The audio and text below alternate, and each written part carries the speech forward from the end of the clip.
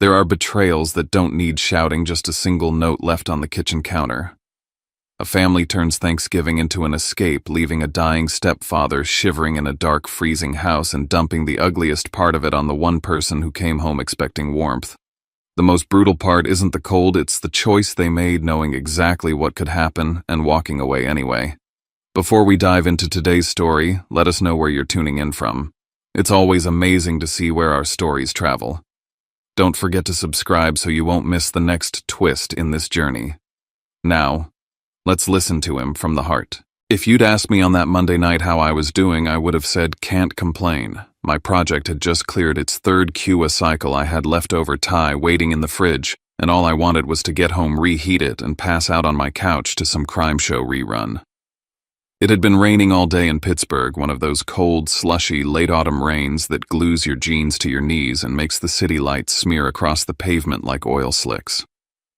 I was maybe 10 minutes from my apartment in Lawrenceville, drumming my fingers on the steering wheel, waiting for the green light at a lonely intersection.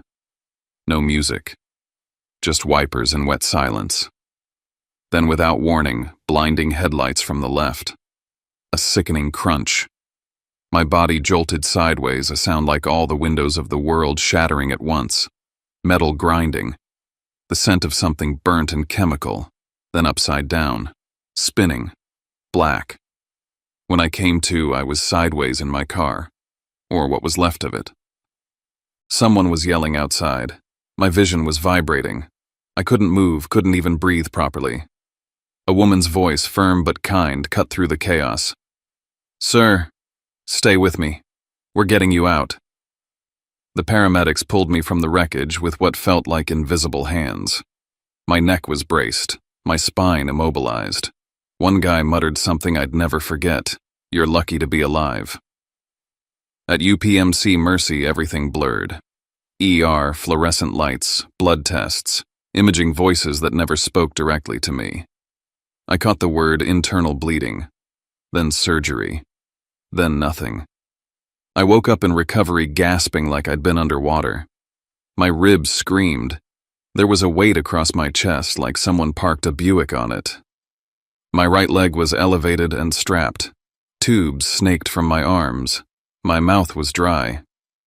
The first thing I did was whisper, "Where are my parents?" A nurse mid-40s, maybe, with calm eyes, adjusted my IV and said gently, "We called your emergency contacts. They've been notified." I blinked. "Did they say they're coming?" She hesitated just long enough for me to notice. They were reached. That's all I know. That night, in a haze of morphine and beeping monitors, I typed with shaky fingers, "Mom, Dad, I'm okay. Had to have surgery. Let me know if you're coming." I stared at the screen. Message read, "No reply. 6 hours later, still here. Still sore. Just wondering if you guys can swing by. No rush." Still nothing. By day 2, I had started counting the seconds between pain meds and the nurses changing shifts. I tried calling them voicemail. Again. Left one. "Hey, it's me. Just wanted to hear your voice, I guess." On the third morning, a young social worker introduced herself as my case manager. Her voice was rehearsed, efficient. She asked who'd be picking me up once I was discharged. Who was signing for my rehabilitation plan? Who would help me during recovery? "I'll manage," I said too quickly. "Mr. Grayson," she said, "I'm not trying to pry. But if you don't have someone, we need to look into options for assisted care." I nodded like I understood, but all I could feel was a kind of blank space inside me widening. I had always prided myself on being independent. I'd left home at 18, funded my own degree, budgeted every paycheck, built up a solid savings cushion, and even started investing years ago. Never once asked my family for anything. But this wasn't a twisted ankle or a bad cold. I'd almost died. And now I needed someone. Just someone. Still no one came. Memories flickered uninvited. My older brother Langston knocking over a vase when we were kids and Mom hugging him saying it was okay because he didn't mean to. Me breaking a plate 2 years later, her eyes narrowing, her voice clipped. "Why can't you be more careful?" Huxley Langston forgot birthdays. I never did. He coasted. I saved. But somehow, I always came second. I told myself maybe they were overwhelmed. Maybe this scared them. Maybe. Then a nurse let it slip. We contacted them again yesterday, just so you know. Which left me lying there in the still silence of the fifth night with a single question echoing louder than the heart monitor beside me. If they knew. Where the hell were they day 6? The rain had stopped. Soft gray light filtered through the narrow hospital window. I was propped up slightly now thanks to physical therapy. Every breath still ached, my legs still strapped. But my eyes were fixed on the door. I wasn't even sure what I expected anymore, a hug, an argument, an explanation. Anything. Instead, in the early afternoon, the door opened and Nadine Ketter walked in. She wasn't family, not exactly. She was an old friend of my parents, maybe 10 years older than me. Used to bring pie to church potlucks. I hadn't seen her in over a year. But she was holding a paper bag and smiling like this was a casual visit to someone who had a cold. "Oh, honey," she said, stepping in. "Look at you." I came as soon as I heard. I blinked. "You heard today?" No. I mean earlier this week. But things have been so busy. She set the bag down, sliced banana bread, some magazines, a Gatorade. "How's the food here?" she asked. "Terrible, right?" I nodded stiffly. Nadine chatted for a bit, small talk mostly. I waited for her to mention my parents. Maybe they'd sent her. Maybe they asked her to check on me because they were on the way. Then she said it, carelessly, mid-sentence. "Well, I'm sure your folks are just swamped, what with Langston's big night and all." I froze. "His what? The awards thing?" "You didn't know," she paled. "Oh, I thought I figured they would have told you." "What awards thing?" My voice was too flat. Nadine winced. "Langston got honored by the association, something with his consulting firm, big industry event. Your parents were so proud. There was a dinner, speeches, cameras. They've been planning all week. The exact week I had been lying in this bed, cut open and alone." "They didn't tell me," I said. Nadine's face softened. "I thought you knew. Your mom posted pictures on Facebook. I mean, they were all dressed up. Your dad gave a toast, I think." She left soon after. I thanked her, even smiled a little. But the second the door closed, I pulled out my phone and opened my messages. I scrolled back. Day 1, I'm awake. Day 2, it hurts but I'm okay. Day 3, would love to see you. Day 4, please come. Day 5, I really need you. Every message I had sent had been read. Every one ignored. Because while I was trying not to die, they were polishing shoes, posing for photos, clinking glasses. I typed, hands shaking now. I almost died this week. "Where were you? Heard you were at Langston's award ceremony. Congrats, I guess." Message sent. This time the reply came in under a minute. "We were going to come after the event. We didn't realize how serious it was. Don't jump to conclusions." After 5 days of silence now, they answered. Not when I was being cut open, not when I couldn't walk, but now when they'd been called out. The message burned in my hands.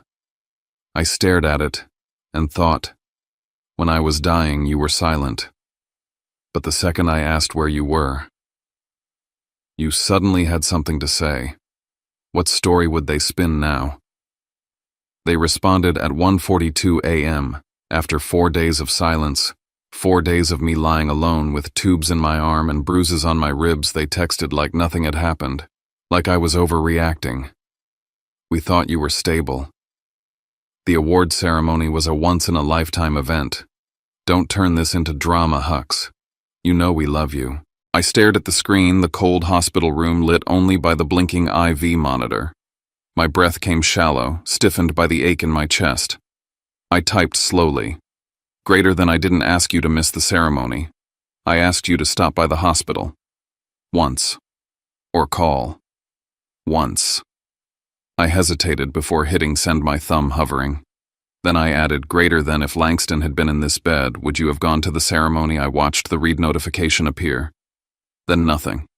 No reply. By morning I stopped hoping. They didn't text back that day or the next. I kept practicing standing with a walker moving from bed to chair. The nurses cheered small wins. My case manager brought rehab paperwork. I scrolled past photos someone had tagged of the award gala Langston in a tuxedo, mom and her favorite navy sheath dress, dad with a champagne glass. Beaming, sparkling, posted 3 days ago. On the 7th day, they came. I was halfway through breakfast, lukewarm oatmeal and a plastic cup of apple juice when I heard them at the door. I didn't look up until I smelled my father's cologne. Sharp, familiar, unwelcome. "Hey, bud," he said like we were running into each other at the grocery store. My mother held a bouquet of store-bought daisies, her eyes already damp. "Oh, sweetheart," she whispered. "You look so thin." I didn't speak. Just stared at them, waiting for it. They sat awkwardly in the chairs by the window, commenting on the room, the weather, the city traffic. My chest tightened with each word. They asked if I needed anything, if I was getting enough protein, if I had talked to physical therapy. I finally cut through it. "Why are you really here?" Silence. My mother looked at my father. He exhaled. "It's about Langston," he said. I looked out the window. He's in some legal trouble," my mom offered, voice thin. I turned back. "What kind of trouble?" They glanced at each other again, then my dad leaned forward. "There was an investigation. Financial discrepancies at the firm. They're saying he falsified some reports, moved money through dummy accounts." "Fraud," I said flatly. "Alleged," my father said quickly. "It's complicated. But the bail is steep. We already paid the lawyer. We're trying everything we can." There it was. And now I said, "You're trying me." My mother winced. "We know you've been saving. You've always been so responsible." "Langston. He's never had your stability." "You mean he's never had consequences?" Dad shifted uncomfortably. "That's not fair." "No," I said, voice hoarse. "What's not fair is almost dying and realizing the people you listed as your emergency contacts didn't show until they needed something." My mother reached out. "It's not like that." "Yes, it is. We're a family," she pleaded. "Families help each other." I laughed. Actually laughed. "When have you ever helped me?" They said nothing. "I'm not giving you my savings." "We wouldn't ask if it wasn't urgent," my father said. "You wouldn't be here at all if it wasn't." I shot back. "I'm not a wallet with a pulse." My mother cried harder. My father stood. "You're making a mistake," he said, eyes cold. I looked him in the eye. "So are you." And with that they left. But I knew it wasn't over. I signed the discharge papers with a shaky hand. The case manager gave me a folder of rehab instructions, a list of medications, and a caution about stairs. "Try to have someone with you the first few days," she said gently, "even just to get groceries or help with the shower." I nodded, even though I'd already arranged for a friend from work to help me get home. I wasn't going to ask my parents. I didn't even tell them I was leaving today. But somehow they knew. The Uber pulled up to my apartment building in Lawrenceville just after noon. It was cold and gray, the sidewalks crusted with old salt. I swung my legs out of the back seat, bracing my crutches, every breath aching with the tension in my ribs.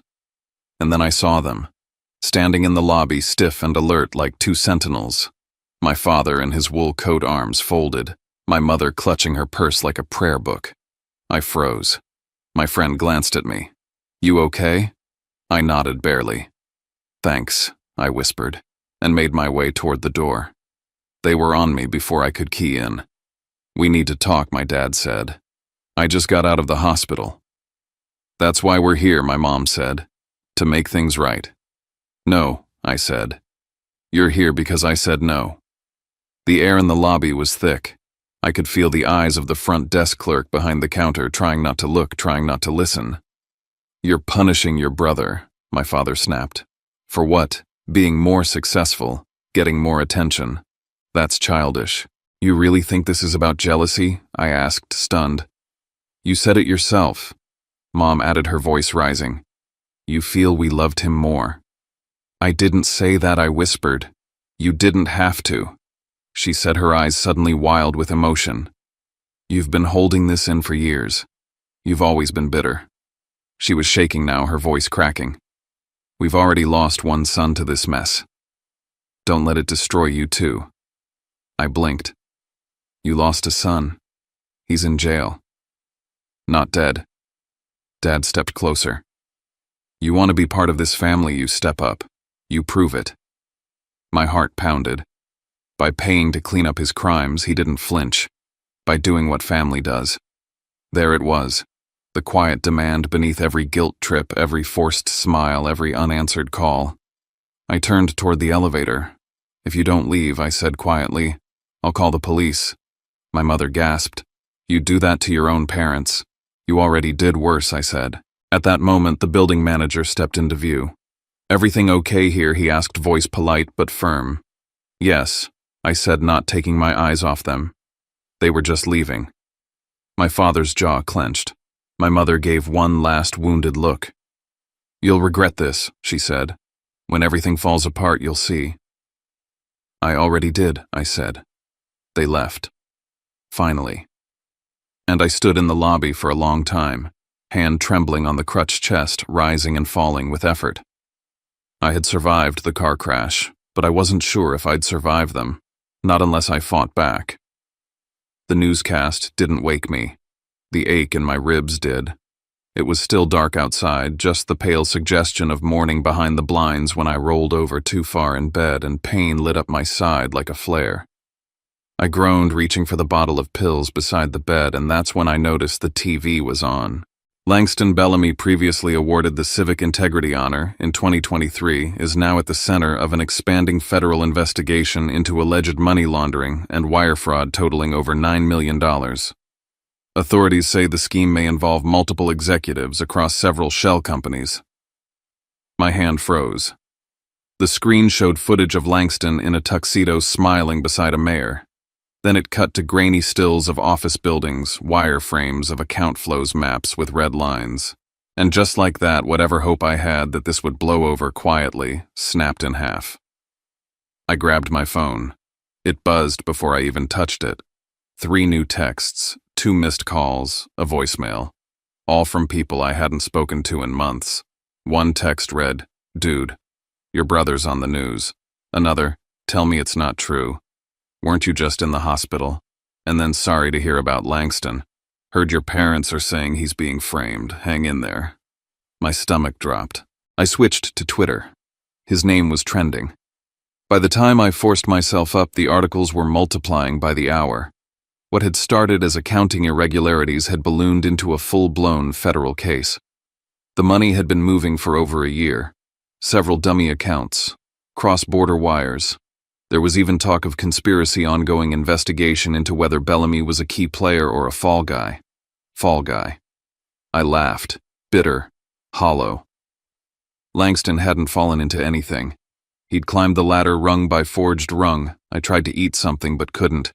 I left my eggs untouched and stared at them for too long. Then the phone rang again. Dad. I let it go to voicemail. Then it rang again, Mom. Then both alternating. By the 6th call, I answered. Huxley, my father said immediately, voice taut. This is not what it looks like. Then what is it, I asked, flat. A misunderstanding. Langston is being dragged into something he didn't orchestrate. The real criminals are using him as a scapegoat. My head throbbed. And that explains the shell accounts in his name. They set him up, he insisted. We just need to get ahead of this. Show a united front. There it was. And how do you suggest we do that? You've got the resources, he said without a beat. If we can post bail, hire the right PR, get him proper counsel. No, I said. Don't even finish. Son, Mom cut in when had she joined the call. We are hanging by a thread. The firm is already losing clients. People are talking. You can stop this. You could fix it, Huxley. I swallowed bile. You didn't even come to the hospital. That's not fair, she snapped. This family is under siege. We couldn't be in 2 places at once. You chose. A beat of silence. I'm not your ATM. I'm not your second chance to clean up his mess. Dad's voice hardened. Don't make this about old wounds. Old wounds, I laughed. You ignored my emergency. Now you want me to empty my savings for a white-collar criminal who probably thought he'd get away with it. Mom's voice cracked. He's your brother. Was he mine when he was taking credit for my ideas? When he copied my college application essay word for word, and you told me to let it go because he was under pressure? Dead silence. Then Dad again. You're bitter. No, I said. I'm just done. The next few days blurred. I still went to rehab barely. The physical pain was bearable, the mental weight, not so much. Every time my foot hit the mat or I raised a resistance band, my phone vibrated with another attempt to guilt me. Every message was the same. If I didn't help, I was condemning the family, that I was their last hope, that they'd make things right if I just said yes. One afternoon, I couldn't take it anymore. I messaged Marlon. Need to talk. Urgent. We met at a coffee shop near his office. He looked tired, but alert, his lawyer mode on. This thing is huge, he said, laptop open to 3 tabs of news reports and SEC filings. It's not just Langston. There's a paper trail involving 4 other executives, but he signed off on the transfers, multiple times. He's not innocent. He emailed me, I said quietly, asked me to help. Marlon raised an eyebrow. Did he offer anything besides guilt? No. Just said I'm the only one who can save the family. Marlon scoffed. They don't want you to save the family. They want you to pay to keep it from collapsing. I nodded, eyes on the table. He leaned forward. You owe them nothing. Back home that night, I sat with that thought. Let it steep. And just when I felt clarity returning, the phone buzzed again. A new email. From Langston. Subject line. I need you to hear this. I stared at the screen for a long time before opening it. The tone was different from every text, every news article, every word Dad had spat into the phone. Langston's voice, usually polished, inflated with ego, was subdued. Hux, I know you're angry. You should be. I should have been there for you. We all should have. But I didn't know how far this thing had gone until it was too late. I scanned for the lie, the bait. But he didn't start with blame. He didn't even start with denial. I'm not going to pretend I'm innocent. I signed things I shouldn't have. I took money I thought I deserved. But I didn't orchestrate the scheme. That was above me, 3 executives' names you'd recognize. I was the shiny young face they used to sell the legitimacy. Now, I'm the scapegoat. I paused. The words hit differently coming from him. From anyone else, it would sound like a cop-out. But Langston never admitted fault. Ever. Then came the twist. I know what Mom and Dad are doing. I know how they treat you. They only call when they need something. I saw it growing up. I was the golden child, but I always knew you were the smarter one, the stronger one. You shouldn't have to pay for this. But if you don't, they'll sink. I set the laptop down. He was using my pain, my lifelong inferiority, my need to be seen. I wanted to believe him. I called Marlon. You're not going to believe what he just said. We met the next day. I brought the email. Marlon read it twice, then leaned back in his chair. He's trying a different kind of manipulation, he said. Not denial, not anger, empathy. It's clever. I want to know if any of it's true. So we dug. For hours, I scoured filings, public records, leaked memos, court logs. Marlon walked me through how to read disclosures, how to find buried leads. And yes, some of it lined up. The main accounts were created months before Langston joined that division. Several high-ranking execs had quietly resigned weeks before the indictment. Internal audits were missing from quarterly statements. A whistleblower's name had been redacted in one memo. But Langston had still signed the paperwork. He'd benefited. He'd lied. Truth wasn't binary. It was a minefield. I tried one last thing. I messaged my parents. There's a chance Langston isn't the mastermind. Might be bigger fish. Their response came within minutes. Mom, all the more reason you should help. He's a victim. We need to protect him. Dad, this is your chance to fix everything. Don't be selfish. No joy. No relief that there might be justice. Just pressure. Again. I put down the phone. And I knew with finality that they didn't want truth. They wanted silence. A clean face to present to the world. I wasn't going to give them that. Later that night, my cousin Valerie messaged me. "Hey, just wanted you to know your parents are calling around, saying you're hiding money, that you're bitter. Some of the family's starting to talk." I didn't reply right away. Instead, I stared out the window at the Pittsburgh skyline lights flickering like the last embers of something dying. They were rewriting the story, recasting me as the villain, and this time I wasn't going to let them. The first thing I noticed was the number of missed calls, 28. All from numbers I didn't recognize, some with local area codes, some not. The texts started pouring in shortly after. A few just said, "Call me." Others were more direct. "How could you do that to your own family? Your brother's rotting, and you're sitting on a pile of money. I didn't raise you to be this cold." At first, I thought maybe it was a scam. Someone got my number, spread it online. But then I saw a familiar name, Cousin Derek. We hadn't spoken in 3 years, maybe more. His message was just 6 words. "You should know what they're saying." I didn't reply right away. I just stared at the message as I sat in my dim living room, the ache in my hip flaring a crutch, leaning against the coffee table pill bottles lined up in a tray. I'd been so focused on healing my body I hadn't realized someone was out there quietly bleeding my name. I finally replied to Derek. "What are they saying?" His response was almost instant. Screenshot after screenshot. My mother's voice in a group voicemail. My father's comments under an old family photo. The message was clear: I had abandoned them. I had refused to help bail out my brother even though I had the money. I was holding a grudge and punishing the family. And worst of all, according to them, they never left me alone in that hospital. I was the one rewriting history. I remember that moment as clearly as the car crash. The pit in my stomach wasn't just anger, it was betrayal all over again. They weren't just trying to get money anymore. They were trying to destroy me publicly, so I'd have no choice but to fold. I was mid-step during a rehab session when I got another voicemail. The therapist had just told me to focus on my balance to feel my weight shift evenly. But the voicemail blared in my pocket and I instinctively grabbed the phone. Another relative, her voice high and cutting. "It's Thanksgiving and your mom's in tears. You're acting like you were orphaned. Stop being dramatic." I paused in the middle of the walking bars, one foot barely ahead of the other. My body was learning to stand again. My dignity was being dragged face down in the mud. That night I sat down at my laptop. I pulled up my hospital records, the text I sent Dad 4 days after the crash, the logs of missed calls. I opened a spreadsheet and started a timeline. Date of accident, date of discharge, date of their ambush at my building. I didn't know yet if I'd need it for court, but I needed to reclaim the truth, if only for myself. 2 days later, an unexpected message popped up. Aunt Rose. Technically, a second cousin. We'd spoken maybe once at a wedding.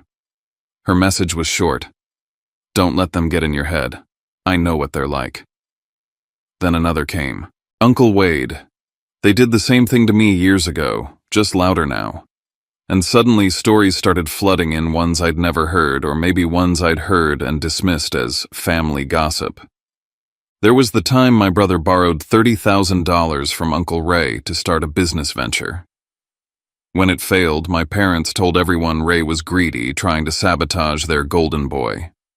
There was a birthday party where my brother got blackout drunk and destroyed the backyard. My parents told everyone it was an accident caused by the neighbor's kid.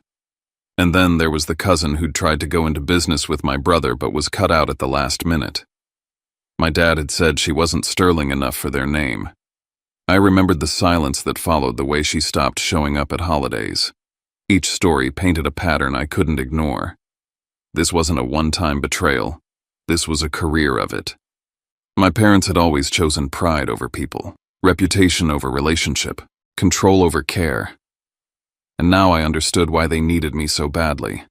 They had burned every other bridge. I wasn't just their son. I was their last option. I forwarded everything to Marlon, my lawyer friend. He called me back within the hour. "Don't engage publicly," he warned. "No posts, no statements, just collect, document.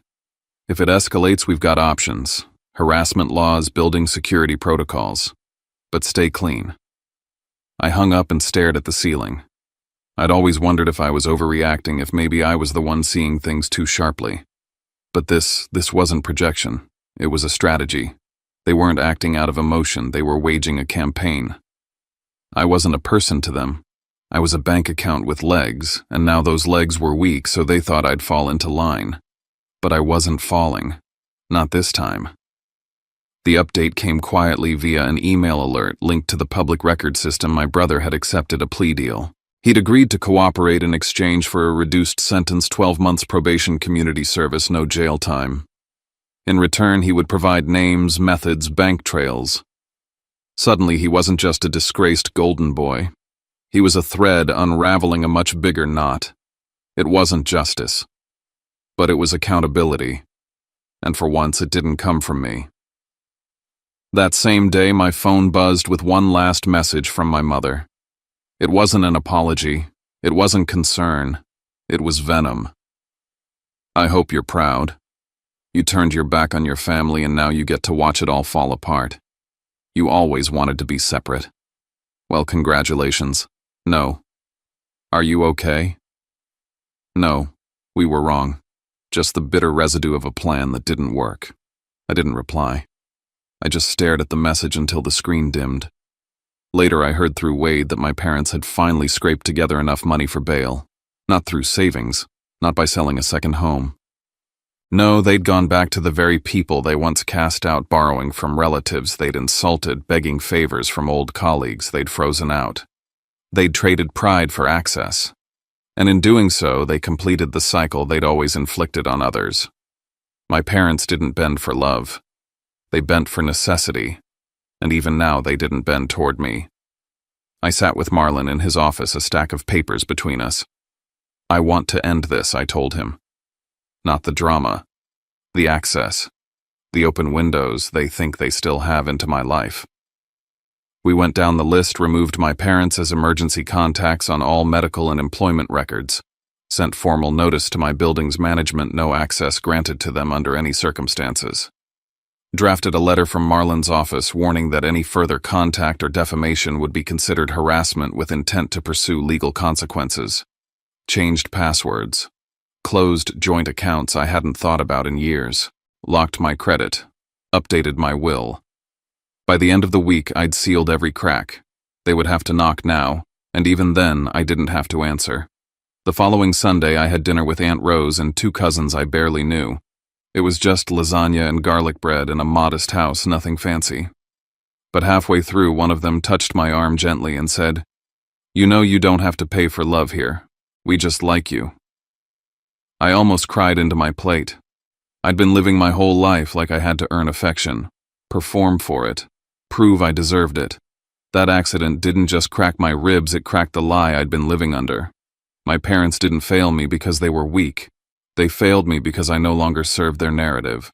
The moment I stopped playing my role, I became disposable. That's not family. That's theater. So I stepped off their stage. I got back to physical therapy with a new fire in my chest. I stopped looking over my shoulder when I walked to the mailbox. I applied for a new job in a city I'd always wanted to live in. And for the first time in a long time, I started imagining a future that didn't include anyone I had to explain myself to. No letters, no calls. No more waiting for something tender to come from people who only knew how to sharpen what was already broken. I wasn't refusing to forgive. I was choosing not to rent space in my life to people who'd proven they couldn't be trusted with even a key. There's a quiet that comes after you stop begging to be understood. And in that quiet, I finally heard myself. They say silence can be deafening, but for me it was finally clean. There were no more calls to brace for. No more texts loaded with guilt. No more rehearsing comebacks in the shower or lying awake at night wondering if I had done enough, been enough for people who only loved me when I was useful. That noise was gone now. And in the stillness, I realized something I wish I'd known years ago. You don't have to earn love. You don't have to bleed for it. Real love doesn't bargain or barter. It doesn't show up only when it's convenient or profitable. I used to think family meant automatic belonging, a built-in safety net no matter what.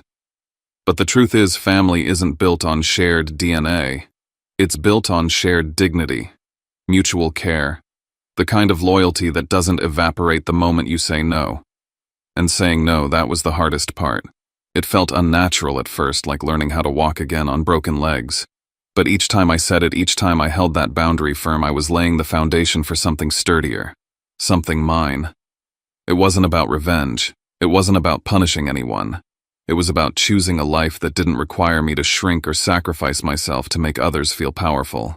About deciding that peace wasn't just something other people got to have, it was something I was allowed to protect too. There are days I still grieve. I won't lie.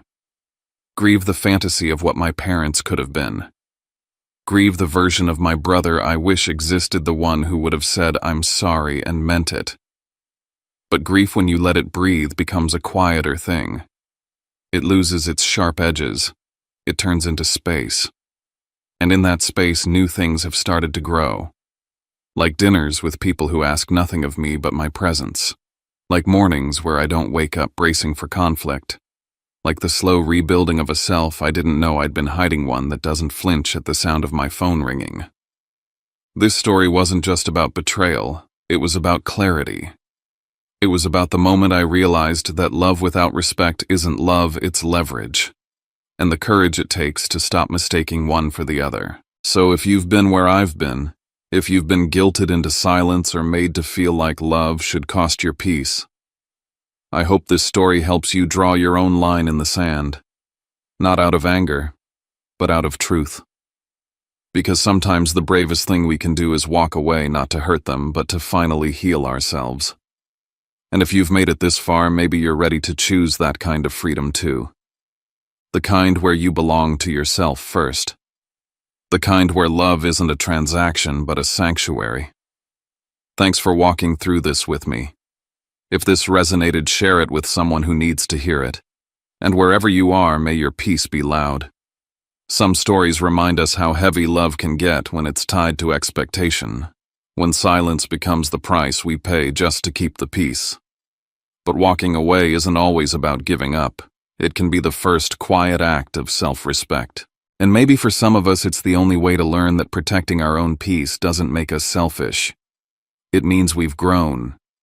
We don't get to choose where we're born, but at some point we all have to choose where we truly belong. Sometimes family is made of those who come to us not because they want something, but because they genuinely want us there. And kindness often begins with simply being seen and trusted without conditions. If this story stirred something in you, maybe a memory or a moment you thought only you had lived, feel free to leave a few words below. Just know you're not alone in this. And if you'd like to be part of a space where stories like this find a home, where we listen without judgment, you're always welcome here. Subscribe if that feels right. We'll meet again soon in another story, another voice. Until then, may your heart stay soft and your steps stay steady.